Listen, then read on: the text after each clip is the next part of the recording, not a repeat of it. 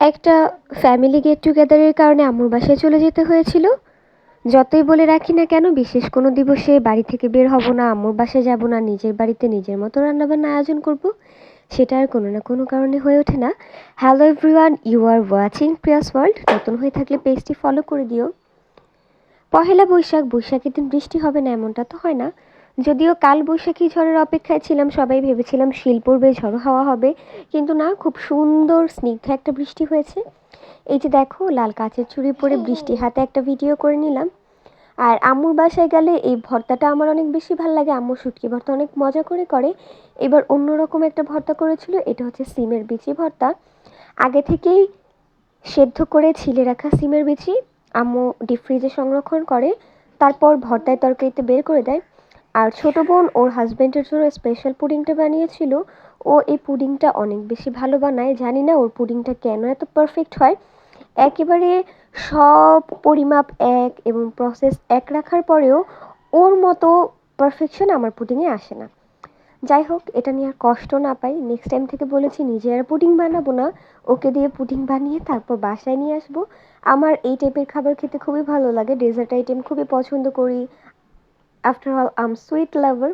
Sweet lovers কারা কারা আছো তারা একটু কমেন্ট করে জানিয়ে দিও। আর ছোটো বোনের হাজব্যান্ড আমাদের বাসায় যখনই আসে ও এই দইগুলো আনে, মানে আমরা যতজন পার পার্সন কাউন্ট করে ততটা দই আনা হয়। আমরা রাতে খাবারের পর ঘুমের আগে ডেজার্ট হিসেবে এটা খাই, খুবই ভালো লাগে, খুব এনজয় করি। দই কার কার পছন্দ সেটাও কমেন্ট করে জানাতে পারো। প্রথমবারের মতো আজকের ব্লগটা অনেক বড় হবে। তো পহেলা বৈশাখের দিন ফ্যামিলি গেট টুগেদারে আম্মু রান্নার কী কী আয়োজন করেছিল তা নিয়ে এই ভিডিওটি থাকবে। শুরুতেই দেখো, আম্মু বেশি করে পেঁয়াজ ভেজে নিয়েছিল পেঁয়াজ বেরেস্তার জন্য। মানে পহেলা বৈশাখের দিন সকালবেলা আম্মু 7টা বাজে উঠে সব কাজ শুরু করে দিয়েছিল, যেন মেহমান আসার আগেই রান্নাবান্না সব কমপ্লিট হয়ে যেতে পারে। তারপরে হচ্ছে একই তেলে পেঁয়াজ ভেজে উঠিয়ে রাখার পর সেখানে মুরগির মাংস ভেজে নেওয়া হচ্ছিল।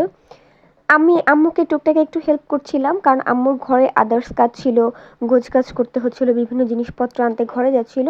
আর চুলাটা যেহেতু আমরা বাইরে বসিয়েছি, মানে খোলা জায়গায়, তো সেখানে যেন হুট করে বেড়াল কুকুর চলে এসে খাবারের কোনো কিছুতে মুখ দিতে না পারে বা অন্য কোনো কিছু না হয়, আমি এটা গার্ড দিয়ে রাখছিলাম। আর সবচেয়ে বড় গার্ডের কাজ করেছে আমার ছেলে, ও সবচেয়ে বেশি তদারকি করেছে। এই মুহূর্তে আমার ভয়েস দেওয়া শুনে ও হাসছে, কারণ আমি ওর তারিফ করছি। ওর হাসিটা যদি তোমাদেরকে দেখাতে পারতাম তাহলে একটু অন্যরকম ব্যাপার হয়ে যেত। এই দেখো, রোস্টের মশলা আম্মু আমাকে মামিদের ঘরে পাঠিয়েছিল ডিম সিদ্ধ বসানোর জন্য। আমি ডিম সিদ্ধ বসিয়ে মামির সাথে গল্পের তালে পড়ে যাই। গল্প করে ফিরে আসার পরে দেখি আম্মু রোস্টের মশলা ইতোমধ্যে কষিয়ে ফেলেছে, শুধুমাত্র জিরা গুঁড়াটাই দেওয়া বাকি ছিল। কি একটা অবস্থা, এটা কিছু হলো বলো? তো আমি যখন অভিযোগ করলাম এটা কি ছিল, আমি ভিডিও নিতে পারিনি, তার কথা ছিল তুমি গিয়ে গল্পে পড়ে গিয়েছো, আমি কি সময় নষ্ট করব? আজকে খুবই সময় কম, তার মধ্যে অনেক কিছু প্রিপারেশন করতে হবে। তারপর দেখো, সুন্দরভাবে মাংসগুলো ছেড়ে দিয়ে সে রোস্টটা তৈরি করে নিচ্ছে। রোস্ট হয়ে গেলে একে একে বাকি খাবারের আয়োজনে চলে গিয়েছিল। আমার খুবই মন খারাপ ছিল। পহেলা বৈশাখ নর্মালি পান্তা ভাত হচ্ছে আমার একটা কমফোর্ট ফুড জোন। আমি তাদের মতো না যারা ন্যাকামো করে নাক সিটকে এক থালা পান্তা ভাত নিয়ে মানে ফেসবুকে তোমাদের সামনে খাবো আর বলবো I am trying this for first time. ভাই রে ভাই, আমার জীবনে পান্তা ভাত আমি কতবার খেয়েছি গনার বাহিরে, কারণ আমার যখনই ভালো না লাগে, আমি খেতে না পারি, গরম ভাতের ভিতর পানি ঢেলে পান্তা ভাত করে আমি খেয়ে ফেলি, সাথে যদি করলা ভাজি হয় আর তো কোনো কথাই নেই। এই তো মুরগির রোস্ট রেডি। আর এটা হচ্ছিল গরুর মাংস। গরুর মাংসটা মেঝো মামির চুলায় বসিয়ে দেওয়া হয়েছিল, কারণ এক চুলায় রান্না করতে গেলে একটু সময় লাগবে। তাই আমরা বুদ্ধি দিয়েছিলাম যে আম্মু মামির চুলায় থেকে আমরা ভাত গোস্ত করে ফেলি, তাহলে হচ্ছে খুব ইজি হয়ে যাবে। আম্মুর হাতের গরুর গোস্তের যে ঝোলটা হয়, আমি কোনো গরুর মাংস রান্না করার সময় ঝোলটা কখনোই এরকম হয় না, বুঝলাম না। তারপর দেখো, গরুর গোস্ত রান্না শেষ। শেষ হওয়ার পরে অল্প কিছু মশলা দেওয়া বাকি ছিল, যেমন জিরা। তখন আম্মু আবার নেড়েচেড়ে আমাকে বলছিল নি এবার নিলে কোনো ভিডিও নেই। তো তখন আমি তোমাদের জন্য টুকটাক ভিডিও নিয়ে নিয়েছিলাম, দেখাতে অনেক বেশি ভালো লাগে। এখন একদল এসে বলতে আমরা তো দেখতে চাই নাই। যারা যারা দেখতে চান তারা চোখ বন্ধ করে রাখেন, otherwise you can unfollow me, block me, পছন্দ না হলে। কিন্তু কমেন্ট বক্সে এসে কেউ বিষ ঢালবেন না। আর এটা ছিল ডিম। ডিমটাকে শুধুমাত্র ভাজা হয়েছিল এবং উপরে পেঁয়াজ বেরেস্তা দেওয়া হয়েছিল। এটা হচ্ছে রুই মাছ। আম্মু খুব ভালো একটা রুই মাছ এনেছিল, মানে এই রুই মাছটা এত মিষ্টি মিষ্টি স্বাদের ছিল, মাছটা খুবই ভালো লেগেছে। মাছের কিন্তু স্বাদের একটু ভ্যারিয়েশন হয়, সব মাছ আমার কাছে পছন্দ হয় না, আমি সব মাছ খেতে পারি না, কাদা কাদা একটা গন্ধ আসে কিছু কিছু মাছ থেকে। এই রুই মাছটা খুবই ভালো পড়েছে। এই যে রুই মাছটা ভাজা হয়ে গিয়েছে।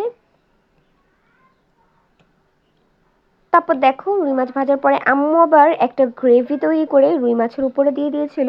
রুই মাছের গ্রেভিটা এত বেশি, মানে যে ঝোলটা তৈরি করে দিয়েছিল রুই মাছের উপরে, এত বেশি টেস্ট হয়েছিল।